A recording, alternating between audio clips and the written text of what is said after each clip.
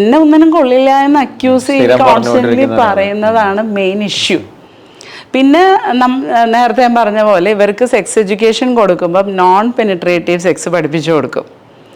പിന്നെ ഫീമെയിൽസിന് ഓർഗാസം വരുന്നതിന് പെനിട്രേഷൻ ആവശ്യമില്ല, ഇതെല്ലാം പഠിപ്പിച്ചു കൊടുക്കും. പിന്നെ കുറച്ച് തെറാപ്പിയിൽ തന്നെ ടെക്നിക്ക്, ഇപ്പോൾ IT തെറാപ്പി പോലെ തന്നെ കുറച്ച് ചെറിയ ചെറിയ വേറെ ടെക്നീക്സ് ഉണ്ട്. ആദ്യം ഇവരെ ഒന്ന് സെപ്പറേറ്റ് ചെയ്തിട്ട് ഇത് ചെയ്യുന്നതുണ്ട്. പിന്നെ നമ്മൾ മെക്കാനിക്കലായിട്ട് ഇവരുടെ സ്റ്റിമുലേഷൻ, പലപ്പോഴും ചില പേഷ്യൻറ്റിന് റിപ്പീറ്റഡായിട്ട് സ്റ്റിമുലേറ്റ് ചെയ്ത് ഇറക്ഷൻ ഉണ്ടാക്കാൻ വേണ്ടിയിട്ട്, ഇപ്പം നമ്മൾ മസിലിൽ ജിമ്മിൽ പോയി പ്രാക്ടീസ് ചെയ്യണ പോലെയുള്ള ചെറിയ ചെറിയ ടെക്നീക്കുകൾ, ഹോംവർക്കുകൾ പറഞ്ഞു കൊടുക്കും, ഈ പാർട്ട്നേഴ്സിന് പറഞ്ഞു കൊടുക്കും. അപ്പം അങ്ങനെയുള്ള സാധനങ്ങൾ ഹെൽപ്ഫുള്ളാകും.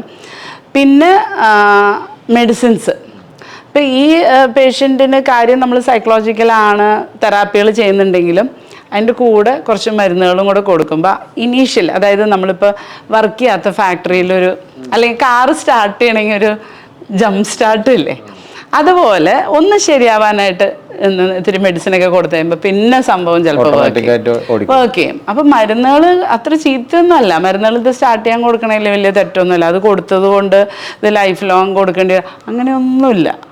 മെഡിസിൻസ് അത് നമ്മൾ കോക്ടെയിലൊക്കെ ആയിട്ട് കൊടുത്തു കഴിഞ്ഞ് കഴിഞ്ഞാൽ അത് മിക്കവാറും അത് വർക്ക് ചെയ്യും.